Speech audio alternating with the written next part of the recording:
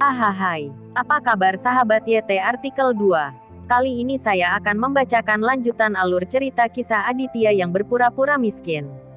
Tapi, sebelum mendengarkan kisah ceritanya, silahkan cari posisi yang nyaman dan jauhi keramaian. Dan jangan lupa pasang headsetnya. Dan inilah alur cerita kisah Aditya anak bos besar yang berpura-pura miskin. Episode 35. Kisah Aditya anak bos besar yang berpura-pura miskin. Dahlia dengan cepat menyangkal gagasan ini. Seberapa buruk Aditya? Tidakkah dia tahu? Dahlia, siapa Tuan Edward yang disebut Bagas itu? Bukankah seharusnya itu menantumu? Seorang bibi datang dan menanyakan gosip Dahlia. Dahlia melirik Aditya dan cemberut. Hanya mengandalkan Aditya. Mungkinkah? Saudari Sinta, kamu benar-benar bisa membuatku bahagia. Bagaimana mungkin? Dahlia menggelengkan kepalanya dan berkata, pada saat ini, bibi lain tersenyum. Hehe, kakak kamu. Kamu sangat lucu. Kamu bahkan tidak memikirkannya. Siapa Bagas? Bagas memiliki keputusan akhir di jalan ini. Bahkan Bagas takut pada Tuan Edward. Bagaimana menurutmu tentang Edward? Bisakah Tuan Edward menjadi orang biasa? Benar, Sister Sinta. Bukan berarti aku meremehkan Aditya. Dia benar-benar tidak memiliki wajah. Haha. Menurut pendapat saya, Tuan Edward ini pasti orang sungguhan yang tidak menunjukkan penampilannya dan melindungi kita secara diam-diam. Di mana orang itu? Sekelompok bibi datang dan mereka mulai berbicara tentang satu sama lain. Semuanya masuk akal. Dahlia mendengarkan diskusi orang-orang ini. Dia tiba-tiba mengerutkan bibirnya dan tersenyum. Saya berpikir bahwa Edward ini, kemungkinan besar, adalah Tuan Edward dari Toraja. Hanya saja Dahlia belum terlalu yakin tentang hal itu. Aditya, mengapa kamu tidak berbicara? Sebaliknya, katakan padaku, apakah itu Tuan Edward benar-benar kamu? Hehehe, bibi yang dipanggil, Kakak Sinta, datang ke Aditya bercanda di depannya. Aditya memandang bibi Sinta dengan wajah datar dan tersenyum sedikit. Itu benar, ini aku. Bibi Sinta terkejut sesaat. Dan kemudian dia tertawa terbahak-bahak. Dengarkan. Aditya berkata bahwa dia adalah Tuan Edward itu. Hahaha. Bibi Sinta tertawa dan semakin memandang rendah Aditya. Bibi lainnya juga tertawa. Dan salah satu dari mereka berkata, Dahlia, sepertinya kamu harus mengagumi menantu laki-lakimu di masa depan. Lihatlah seberapa mampu menantumu. Bahkan Bagas sangat takut padanya. Ya, Dahlia, jika menantumu tidak ada di sini hari ini, kamu akan benar-benar sengsara. Sepertinya kita harus membiarkan Dahlia bersembunyi di masa depan. Dan kita bisa meminta menantu laki-lakinya untuk meminta bantuan jika kita mendapat masalah. Beberapa bibi mencibir. Dan tidak ada yang mau ketinggalan. Wajah Dahlia menjadi semakin jelek. Dan dia menatap Aditya. Dia merasa bahwa menantu ini dikirim oleh Tuhan untuk mempermalukannya. Kamu masih memiliki wajah untuk tinggal di sini. Mengapa kamu tidak segera pulang? Dahlia sangat marah sehingga dia menusukkan jarinya ke dahi Aditya. Aditya sangat tertekan sehingga dia membantu ibu mertuanya keluar dari pengepungan. Tetapi dia berakhir seperti ini. Bu, Tuan Edward yang Bagas katakan itu benar-benar aku. Percaya atau tidak? Aditya menggelengkan kepalanya dengan acuh tak acuh. Dan saya siap untuk membawa pulang Farah terlebih dahulu. Kamu mengatakannya, aku hanya ingin tahu. Apakah kamu berkulit tebal? Lihat bagaimana semua orang menertawakanmu. Kata Dahlia dengan marah. Haha, Aditya melirik tetangga dan tidak repot-repot menjelaskan. Apakah kamu belum yakin? Izinkan saya bertanya kepada Anda. Karena Anda mengatakan bahwa Bagas sedang mencarimu. Mengapa dia mengabaikanmu sekarang? Dahlia bertanya kepada Aditya. Dia tidak mengenalku. Aditya tersenyum tak berdaya. Hehe. Aditya. Aku benar-benar meyakinkanmu. Bukankah kamu tidak konsisten? Dahlia sangat senang. Bibi Sinta juga senang ketika dia mendengarnya. Dan berkata sambil tersenyum. Oke, Dahlia. Menantumu hanya ingin menyelamatkan muka. Ya, Dahlia. Aditya juga orang yang jujur. Dan dia tidak melakukannya. Bahkan tidak berbohong.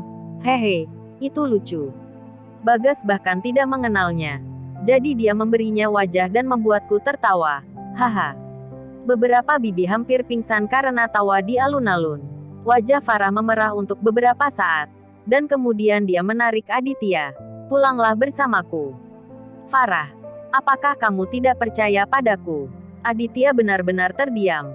Menatap Farah, ia merasa bahwa istrinya harus percaya padanya. Apakah kamu bahkan ingin membohongiku? Mata Farah sedikit basah. Dan dia sangat kecewa dengan Aditya. Saya akui bahwa kamu tidak kompeten. Kamu tidak dapat membantu ibu. Dan saya tidak menyalahkanmu. Tapi aku tidak ingin kau menjadi orang yang penuh kebohongan. Farah, aku benar-benar tidak berbohong padamu. Sebuah tamparan keras terdengar. Dan Farah mengangkat tangannya dan menamparkan wajah Aditya. Kemudian Farah berbalik dan lari dari alun-alun. Hei, wajah Aditya panas. Dan dia benar-benar tidak bisa berkata-kata. Farah, suatu hari kamu akan tahu bahwa semua yang dikatakan suamimu itu benar. Aditya berkata dalam hati. Lalu diam-diam meninggalkan alun-alun.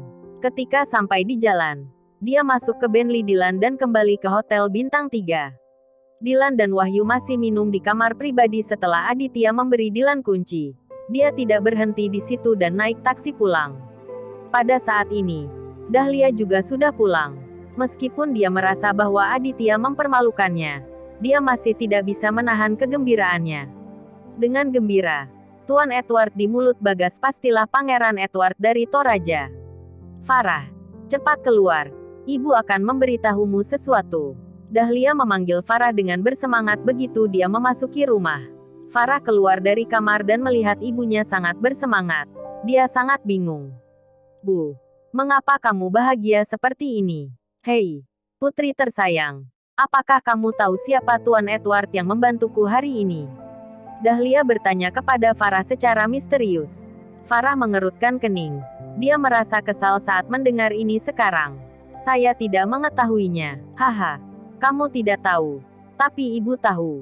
Tuan Edward ini pasti Tuan Edward dari Toraja. Dahlia tertawa. Hati Farah tergerak ketika dia mendengarnya. Dan dia memandang Dahlia dan berkata, Bu, saya belum pernah bertemu dengan Tuan Edward. Bagaimana mungkin dia?